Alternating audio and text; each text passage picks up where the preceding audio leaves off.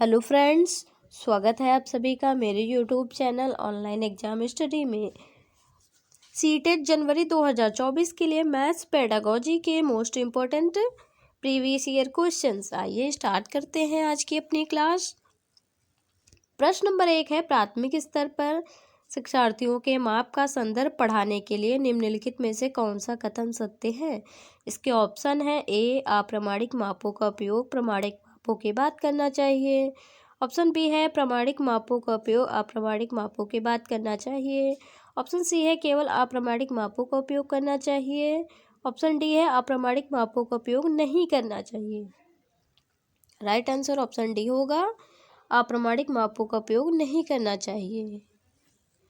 प्रश्न नंबर 2 है, राष्ट्रीय पाठ्यचर्या की रूपरेखा एनसीएफ 2005 के अनुसार प्राथमिक स्तर पर गणित का उद्देश्य निम्नलिखित में से कौन सा नहीं है। इसके ऑप्शन है ए, गणित में उच्चतर और अमूर्त पढ़ाई की तैयारी कराना। ऑप्शन बी है, गणित को बच्चों की जिंदगी के अनुभव का भाग बनाना। ऑप्शन सी है, समस्या समाधान और समस्या प्रस्तुत करने के कौशल को प्रोत्साहित करना। ऑप्शन डी है, तर्कसंगत विचारों को प्रोत्साहित करना। राइट आंसर ऑप्शन डी होगा, तर्कसंगत विचारों को प्रोत्साहित करना। प्रश्न नंबर 3 है, विद्यार्थियों के ऊर्ध्वाधर समूह कोणों के मध्य संबंध स्थापित करने के लिए कहा जाता है। वह आकृतियां खींचते हैं, कोणों को मापते हैं और यह देखते हैं कि ऊर्ध्वाधर समूह कोण समान है। इसके ऑप्शन है ए, अनौपचारिक निगमन स्तर पर है। ऑप्शन बी है, निगमन स्तर पर है। ऑप्शन सी है, चासूसीकरण के स्तर पर है। ऑप्शन डी है, विश्लेषणात्मक स्तर पर है। राइट आंसर ऑप्शन बी होगा, निगमन स्तर पर है। प्रश्न नंबर 4 है, प्राथमिक स्तर पर 10 ग्राम बिंदु के खेल प्रतिरूप इत्यादि का प्रयोग शिक्षार्थियों की सहायता करते हैं। ऑप्शन है ए, मूलभूत संख्या को समझने में।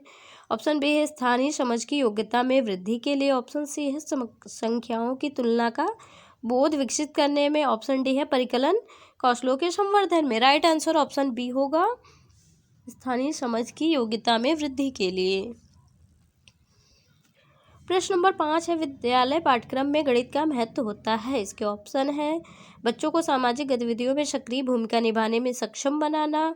ऑप्शन बी है, बच्चों में नैतिक मूल्यों का विकास करना। ऑप्शन सी है, बच्चों के बौद्धिक स्तर का विकास करना। ऑप्शन डी है, उपरोक्त सभी। राइट आंसर ऑप्शन डी होगा, उपरोक्त सभी।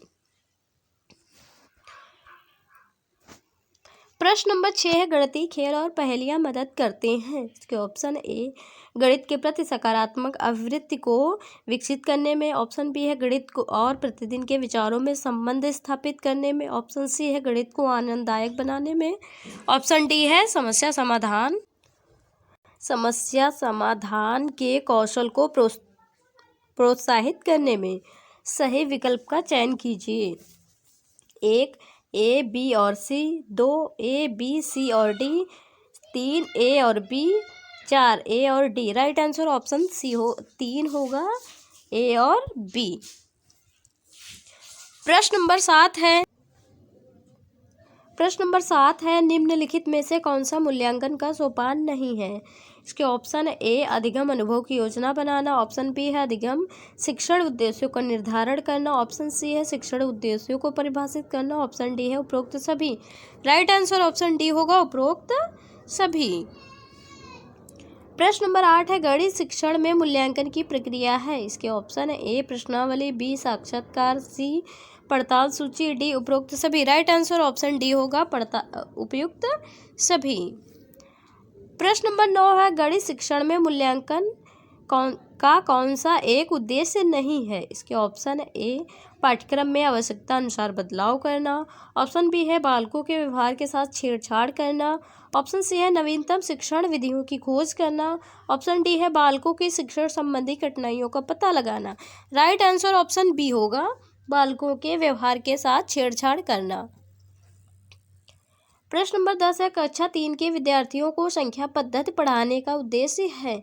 इसके ऑप्शन है ए, संख्याओं को सैकड़ा, दहाइयों और इकाइयों के समूह के रूप में देखना और स्थानीय मानों की सार्थकता को समझना। ऑप्शन बी है, 4 अंकों वाली संख्या के योग और विकलन के कौशल में प्रवीणता प्राप्त करना।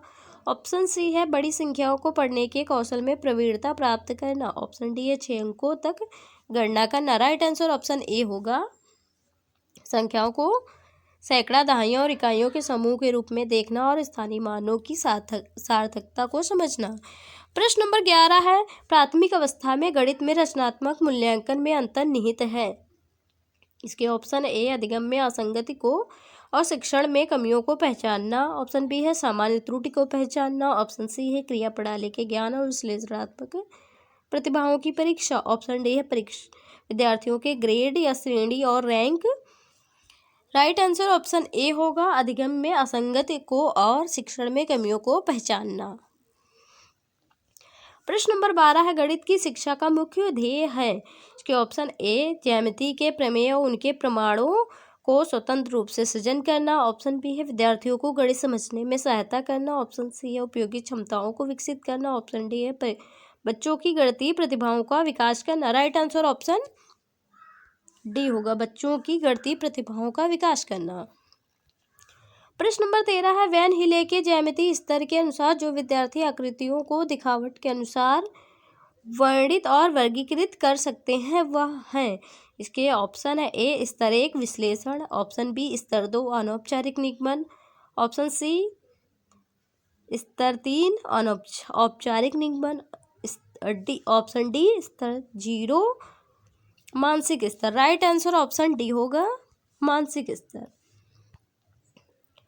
प्रश्न नंबर 14, गणित में प्रतिचित्रण के लिए निम्नलिखित में से कौन सा कथन सत्य है। इसके ऑप्शन ए प्रतिचित्रण स्थानिक चिंतन को बढ़ाता है। ऑप्शन बी है प्रतिचित्रण अनुपातिक विवेचन को प्रोत्साहित करता है। ऑप्शन सी है प्रतिचित्रण गणित पाठ्यक्रम का भाग नहीं है। ऑप्शन डी है प्रतिचित्रण का गणित के कई विषयों से समाकलन किया जा सकता है। इसका राइट आंसर ऑप्शन ए होगा, प्रतिचित्रण स्थानिक चिंतन को बढ़ाता है।